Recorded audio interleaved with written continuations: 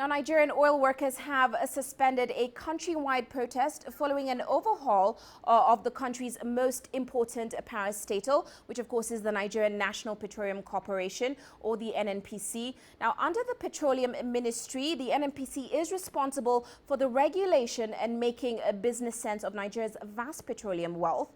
But it has been implicated several times for corrupt dealings that, of course, have cost the country billions.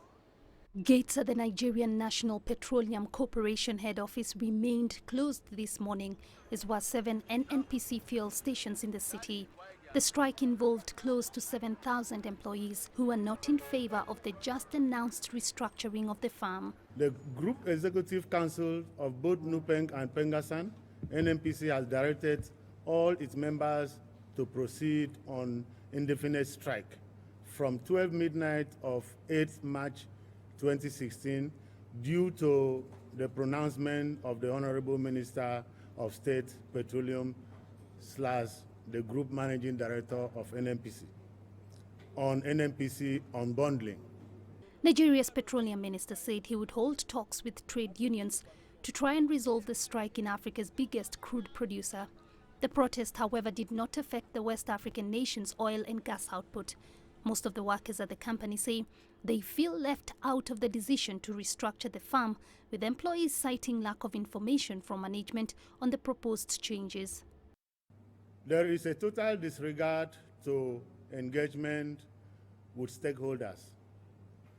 The whole process has been shrouded in secrecy for a long period without involving or carrying any of the stakeholders along. President Muhammadu Buhari has prioritized reforming Nigeria's oil sector, long mired in corruption, as a sharp fall in crude prices has prompted the worst crisis in years in the continent's biggest economy. Jane Keo, CCTV.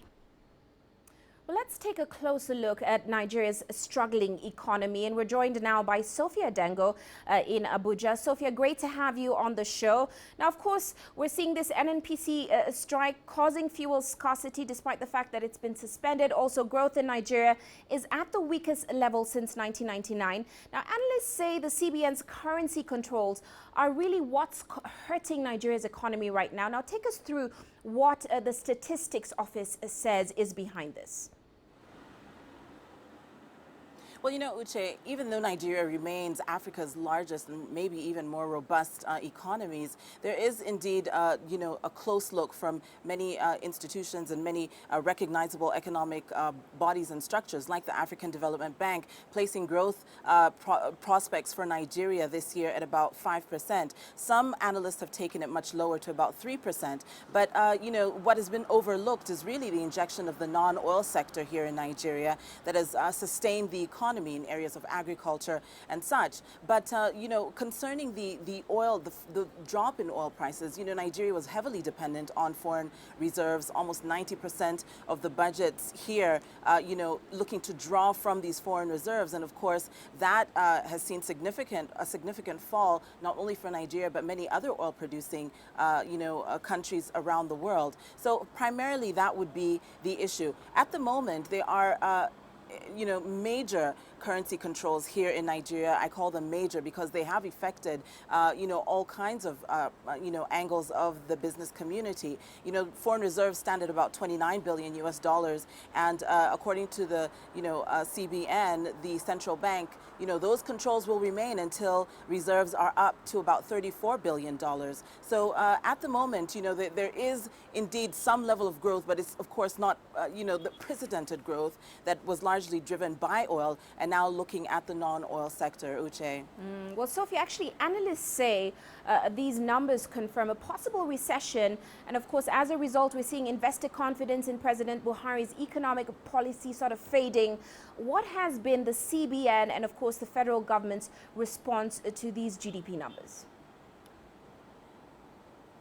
Well, of course, the CBN, working very closely with the Nigerian government, has always maintained that, the Nigerian government is on an upswing despite the fall in oil prices, that they are, as they say, looking internally. We have a few comments here from the central bank saying they are looking internally to make sure that these checks and balances and regulations really support the stability of the Naira here in Nigeria. And also enforcing these regulations is part of global best practices and must be done, to be able to sustain the Naira against the dollar. Also, the CBN has said that these currency controls, although want to be scrapped by the majority of the business community here, really serve the business community in trying to stabilize the Naira. And so that is really where the CBN stands currently. Uche. Now, President Buhari also did plan to boost growth with his $30 billion budget, now which lawmakers yet to pass. What is the update on that budget so far?